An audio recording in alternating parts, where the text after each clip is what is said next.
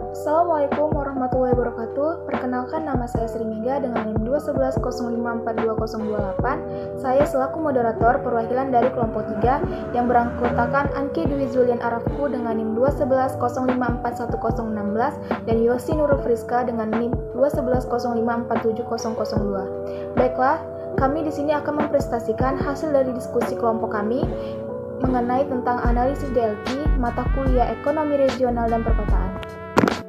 Baiklah, seperti yang kita ketahui, analisis Dynamic Location Equation atau DLQ merupakan perubahan perekonomian lokal pada kurun waktu tertentu dapat diuji melalui DLQ, sehingga perubahan sektoral dapat diketahui.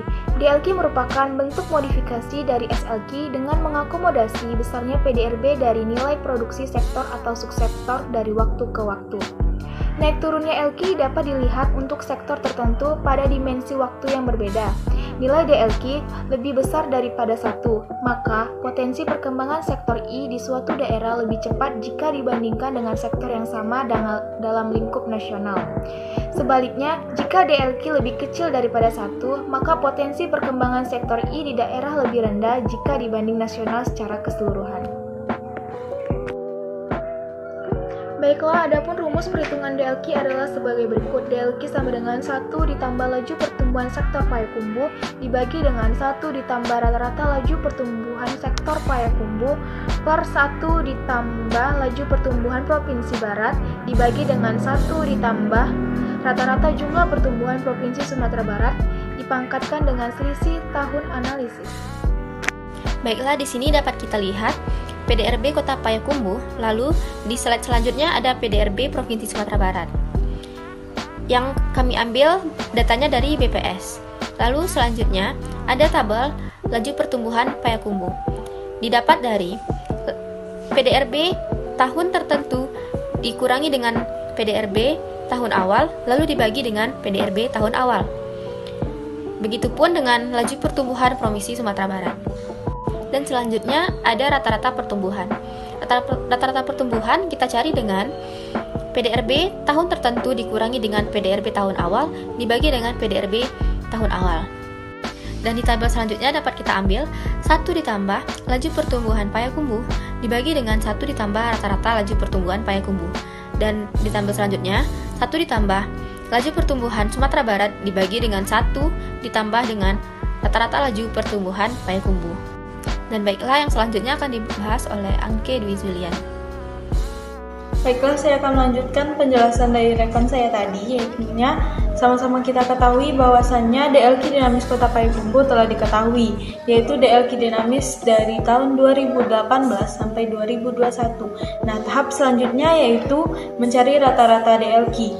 Nah, untuk rata-rata DLQ ini kita dapat menggunakan rumus Excel juga, sama seperti halnya dengan mencari rata-rata LQ tersebut.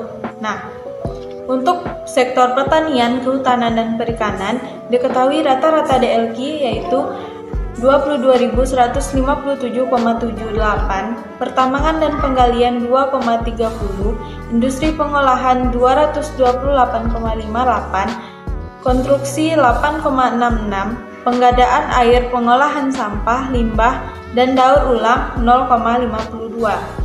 Nah, dari data di atas dapat dijelaskan bahwa analisis DLQ ini dapat melihat apakah suatu sektor memiliki potensi atau tidak.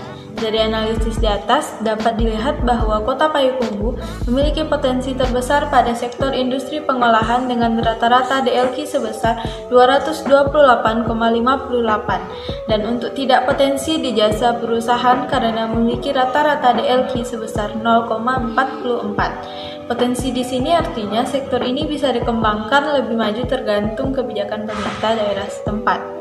Mereka mau mendorong sektor yang mana sehingga sektor tersebut bisa mendorong pertumbuhan ekonomi, tidak hanya bertumpu pada sektor yang sudah bagus.